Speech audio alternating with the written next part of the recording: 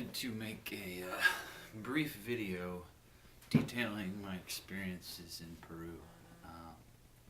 Since it has been a year ago to this day that I was actually in Peru, in Cusco, in the Sacred Valley. And I just wanted to describe my experience for anyone else who has considered going in the near future, or for anyone else who's curious of the culture and the way of life there. I went to Cusco and to Lima. Didn't stay too long in Lima. Merely landed at Lima International Airport for a few hours and then flew to Cusco. And Cusco is beautiful. It's in the middle of the Andes Mountains. Very high elevation, I think 8,000 or so feet above sea level. And for me, that's like the first time I've really been way up in the mountains, like a higher elevation. Didn't really have too much trouble with the higher elevation. I thought it was great, even though obviously 8,000 feet, 9,000, 10,000 feet, there's a little bit less oxygen, but the air there and the environment there is so much more clean that it just sort of balanced out for me, at least.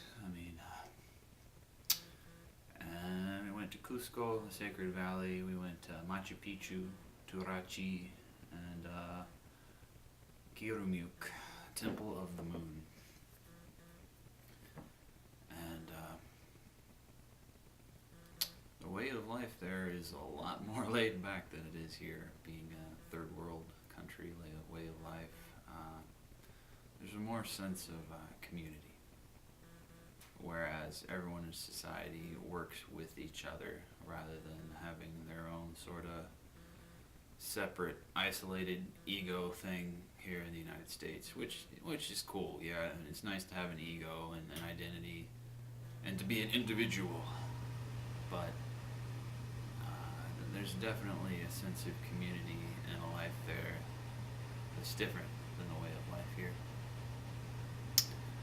And for me, it'd been like 10 years since I'd been to the mountains. So, and the way the indigenous people living there view the mountains, they're living things, living entities, just as a person is, or a plant. And to those who can see energy, mountains also have auras, just like trees, just like people. And that was a very strange thing for me to perceive. Whereas looking at the mountains, being in the mountains, I could feel their presence. I could see a living, animate essence in them. Almost in the same way, when you look at plants, you can see that they're alive.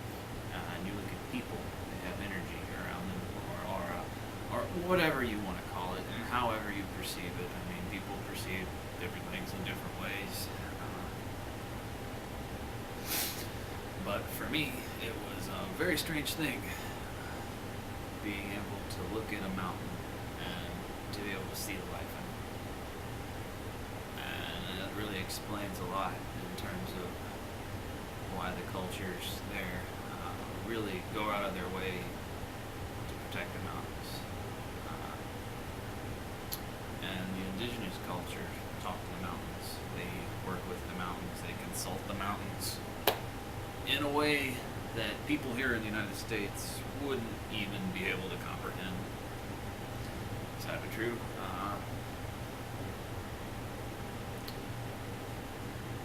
At Rachi and at Machu Picchu,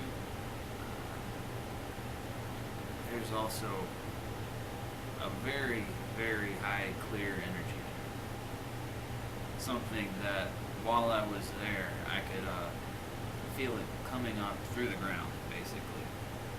And I was wearing shoes that come up through the ground, through my feet, and out my head, throughout my entire body, sort of thing. To those of you that are sensitive to the energy and environments. And it was different than, comparatively speaking, to like being in nature in the United States, where you can, or I can feel the life around me, the plants, the trees, the animals, the life, the vitality of the environment, in the air, and the quality of air. It was different than there. It was much clearer. And you could, in Machu Picchu, you could feel the kind of community that was there. You could feel the kind of culture that lived there, the way of life of the people there. And it was highly advanced. Advanced in a way that is different from Western society. Advanced in internal faculties. Advanced in internal essence. Advanced in a society that was highly evolved in terms of understanding the energetic of their interrelations between themselves and the natural world. Whereas Western world, well, you know how it is.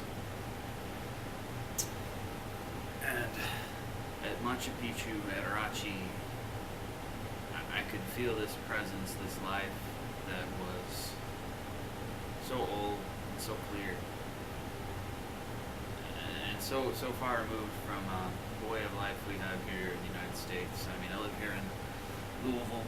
I'm sure there's sites deemed to be sacred in the United States, but honestly, I haven't been all over the United States, just some parts of it. So I really don't know in terms of what I would have perceived in places in the United States.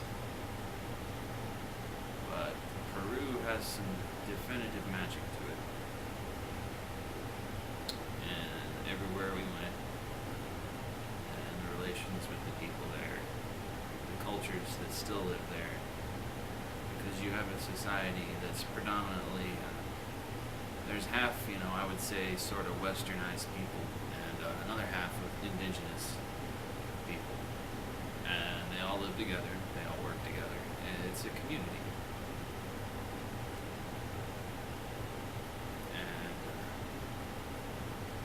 What I got out of there and what I feel about it, I didn't want to come back really.